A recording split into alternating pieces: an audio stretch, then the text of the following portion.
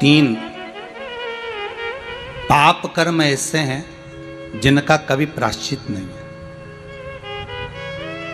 जिनका कोई प्रायश्चित नहीं। तीन पाप, शिव महापुराण में लिखा है तीन पाप ऐसे हैं जिनका कोई प्रायश्चित नहीं है। इन तीन पापों का कोई प्रायश्चित नहीं हो सकता। इन तीन पापों का कोई प्रायश्चित नहीं।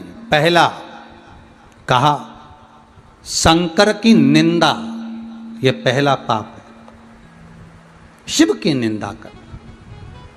और जिसने शंकर की निंदा कर दी, ये पाप एक ऐसा हो गया जिसका कोई प्रायश्चित नहीं। तुम चाहे एकादशी कर लो, चाहे प्रदोष कर लो, चाहे द्वादशी कर लो, चाहे संक्रांति कर लो, चाहे तुम दान कर लो, चाहे तुम पुण्य कर लो, चाहे तुम सत्कर्म कर लो, चाहे तुम अक्षय तृतीया कर लो, चाहे तुम्हारी मर्जी पड़े शिवरात्रि कर लो, तुम 1000 बार शंकर का स्नान करा दो, पूजन कर दो, पाठ कर दो, अर्चना कर दो, पर यदि तुमने शिव की निंदा करी है तो इसका कोई प्रायश्चित नहीं। करोड़ों का भले तुम दान कर लो, पर शिव की निंदा अगर करी है तो इसका कोई प्रायश्चित नहीं। दूसरा, शंकर के उपासक, शंकर के भगत, शंकर की आराधना करने वाले की निंदा, यह भी शिव को प्रिय नहीं, यह भी शंकर को प्रिय।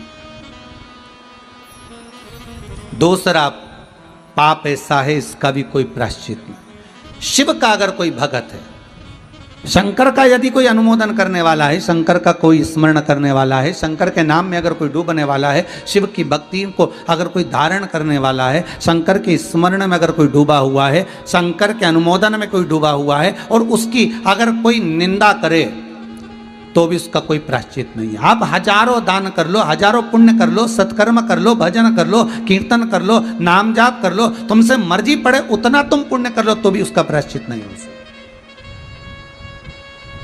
और तीसरा, शंकर के लिए धन एकाग्रित कर कर अपने ऊपर खर्च करने वाला भी, उसका कोई प्रायश्चित नहीं।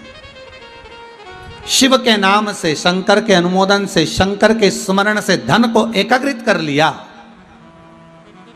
शंकर के नाम से धन को इकट्ठा कर लिया और उस धन को अपने परिवार पर खर्च कर रहे हो तो उसका कोई प्रायश्चित नहीं है। उसका पाप कर्म का भोग मनुष्य को कई जन्म लेकर भोग नहीं पड़ता, कई जन्म लेकर, ना जाने कितने कितने जन्म लेकर मनुष्य भोगता है, वो भोगेगा।